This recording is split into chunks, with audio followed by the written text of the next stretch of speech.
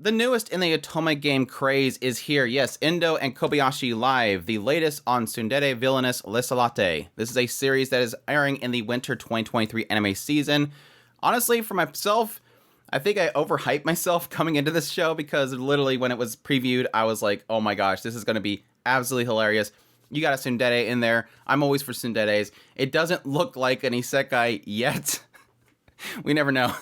It could turn isekai, but for now, it's not isekai, but it is definitely a new take on this whole genre, and I really do appreciate that. As like I've mentioned before, you can give me a ton of a certain type of concept, but as long as there's something new in there, I'm on board. But this is my thoughts on the first 2 episodes of Endo and Kobayashi Live, so let's jump right into it. Endo and Kobayashi Live opens up with, yes, Endo and Kobayashi. These are 2 students going to this one school in our modern times Japan, and we get an indication that Endo is going to this club that Kobayashi's a part of, mainly because he's trying to learn how to commentary over things better, but yes, you find out later on that he's there because he's interested in Kobayashi.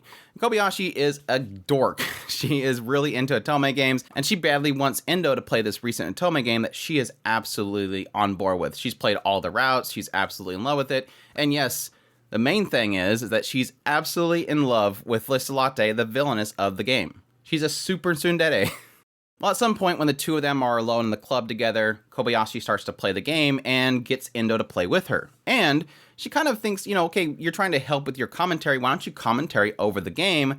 Well, I be like the analyst. Like, I'm the expert on the actual story. You're the one commenting on it, and we'll kind of do a little commentary together. Kind of like a sports commentary. Well, as they're playing the game, they have this one scene where Sigwald, who is the prince, he's currently helping Fine study. And yes, Fine is the main character of the Otome game. And yes, Liselotte, the villainess, comes walking in and says, "What are you doing with my fiancé? If you're having problems studying, why would you pick the most prettiest boy in the school to study with?" And yes, Endo and Kobayashi, at the same time they're playing this game, they're yelling about how, oh my gosh, Liselotte is so tsundere.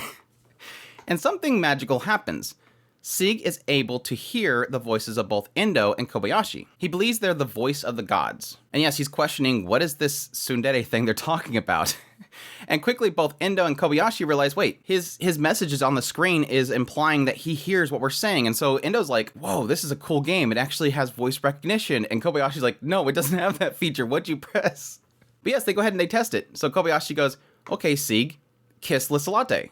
And so he does. He kisses her on the cheek because he thinks that this is like a message from gods to tell him to do something.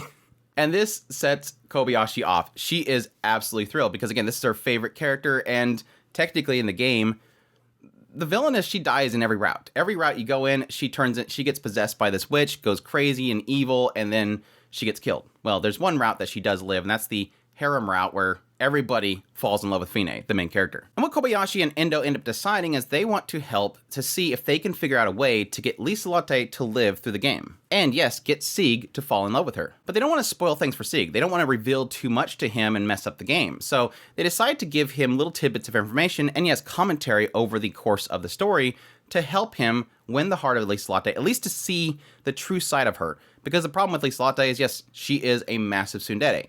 Her whole story bit is that she's terrible at communicating to people, and so this has led her to be pretty much isolated from the prince, and yes, very jealous of Fine because she's able to speak her mind so well, and yes, that eventually leads to her being possessed by this witch and then killed. All the while, Sig in this game believes that he's being spoken to by these gods, Endo and Kobayashi. Unfortunately for Endo and Kobayashi, summer break's coming up soon, but it seems like Kobayashi's like, oh, that's fine, just come over to my house, and Endo's super embarrassed by it, but again, Endo wants to get Kobayashi to recognize her, so he's like, all right, well, I guess we'll do that. So you get this continuation of the 2 of them playing this game together, commenting over it, and yes, the world of the characters in the Otome game sort of seeing these voices as spoken from the gods, the divine words. So my thoughts on Endo and Kobayashi Live, the latest on Tsundere Villainess Lieselotte. Like I said at the very beginning, I think I overhyped myself for the series. I was super thrilled by the PV. It looked absolutely fantastic. Liselotte, the tsundere, I'm on board. She looks fantastic. And I really do appreciate that a lot of these, let's be honest, I think pretty much all Otome game type stories all seem to center around this idea that the villainess isn't as bad as you think she is. They're not a terrible person. They're just misunderstood or again, they're having their livelihoods ripped from them.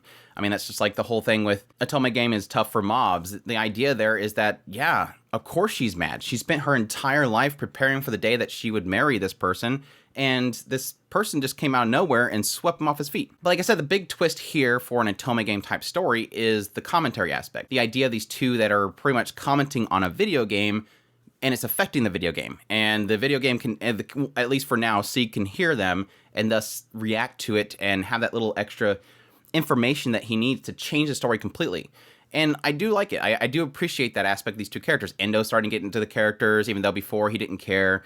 And yes, Kobayashi is super thrilled because she's able to finally get the story route that she wanted. She wanted the story route where Sieg gets with the villainous character because that's her favorite character. So yes, when she gets her kiss on the screen, she flips out and she's super happy about it. But I will admit that even though I had this massive hype coming into the show, I don't know so far that it's done enough to really kind of impress me with the writing. I do enjoy Liselotte as a character. Her tsundere reactions and Sieg reacting to her tsundere reactions is really great because it's always Liselotte does something terrible and the entire time Endo and Kobayashi are commentating over it, talking about, oh my gosh, yes, she's so tsundere, she doesn't know how to respond to this. And then they'll tell Sieg to do something. They'll tell Sieg what she can't express. And then so he reacts to it, and it completely flustered Liselotte. A good example being when they have this whole scene in this cafeteria, Sieg comes walking in, and the commentary is like, oh my gosh, look at they're together. And then they kind of mention to Sieg, she has a petal on her hair, take it out of her hair. And so he does that. And she gets mad. She's like, how dare you touch me in public? I know that we're, set to be wed, but don't touch me in public. How dare you? And then they go, oh my gosh, she doesn't know how to express that. She's absolutely thrilled about that. You might want to ask her how she would feel if they were in private. So yes, the prince goes down and says, so you're fine with it if we're in private. And that completely flusters her. It's that kind of thing. It's the ability for them to show Sieg that she's kind of technically an archetype trope. And it's really easy to get around if you just understand what they won't express. And so it turns into some really fun moments. The question obviously is how they're going to continue to evolve this formula going forward. I think that so far they're trying to throw in different kind of ways of manipulating the game itself. Like one of the early concepts that they kind of realize is, oh my gosh, technically the game is from Fine's perspective. So if Sieg is after Liselotte, Fine is just going to be like, okay, well that's fine. She's going to be walking out the door, and thus the perspective of the game leaves the two characters they're interested in. So they have to do this whole thing where they go, if we're the gods of this game, then I want to see Liselotte's perspective. And suddenly this divine happening happens where Liselotte starts glowing and everybody's like, oh my gosh, the god's favor is on this girl. And then suddenly, yes, the game changes to following her perspective. And that adds like its own comedy later on when you realize, hey, Liselotte's not in the scene. And then you realize, oh yeah, because she's always peeking from a corner watching Sieg.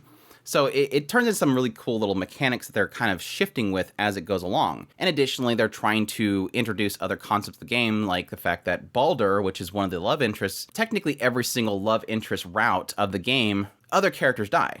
Like Baldur, he's like the second most likely to die in every route, because every single route, he's the one that sacrifices himself to save Fine in the fight against the witch. So they're focused like, well, I want to kind of keep this guy alive too.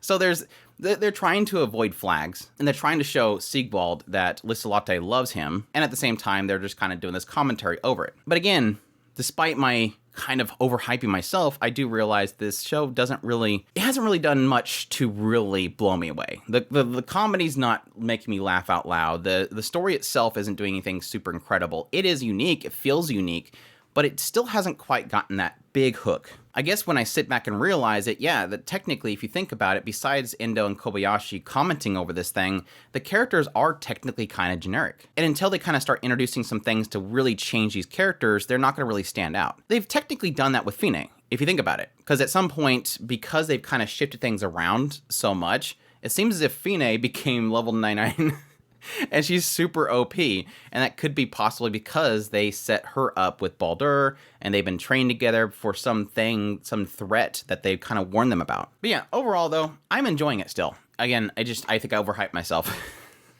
It doesn't look absolutely incredible visually, but they really nail the points whenever Liselotte gets super tsundere, which is perfectly fine. I really found the ED to be really kind of catchy too. I really enjoy the ED. But we'll see where it goes from here. I have heard that there's some whispers here and there that this could be possibly a full adaptation, which I'm always on board with that kind of stuff. But yeah, so far, just super cute. Love Liselotte. She's super cute, and it's an interesting twist on the Otome game, so we'll see where it goes from here. But that's my thoughts on Endo and Kobayashi Live, the latest on the Tsundere Villainess Lieselotte. Hope you guys enjoyed this video. As always, if you did, make sure that like button down below, comment. Let me know what you're thinking of this series if you're going to be checking it out. Additionally, if you're new to this channel, make sure that subscribe button so you get all my content. I do news, reviews, first impressions, top list. If it's anime, it's pretty much here. Additionally, if you want to support the channel more, we have a Patreon link, tips link, and a super thanks button down below. We also have a membership button there. Definitely appreciate everybody that does, and y'all take care.